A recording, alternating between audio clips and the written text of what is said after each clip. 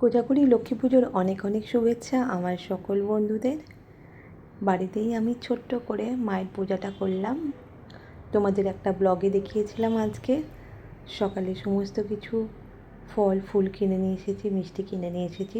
সেই ব্লগটা যারা দেখোনি তারা দেখে নিও।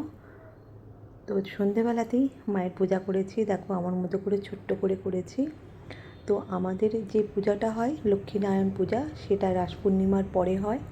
তো এই লক্ষ্মীনারায়ণটা এতদিন ছিল না, তো এসেছি আমার শাশুড়ি মায়ের কাছে ছিল এতদিন। হয়তো বাবার ইচ্ছা আমার হাতে পূজাটা নেওয়ার, তো সাধ্যমতো ছোটো করে পূজাটা করলাম বাড়িতে।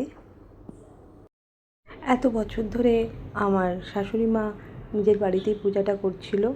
আসলে আমরা কিনে লক্ষ্মীনারায়ণ কিনে, যেহেতু আমাদের ট্রান্সফার জব ছিল সেই জন্য কিনে মায়ের কাছে দিয়ে দিয়েছিলাম।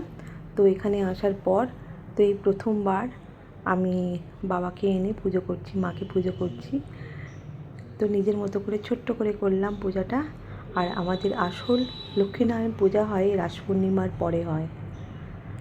যখন সেই পূজাটা হবে অবশ্যই বন্ধুরা তোমাদের দেখাবো আমি।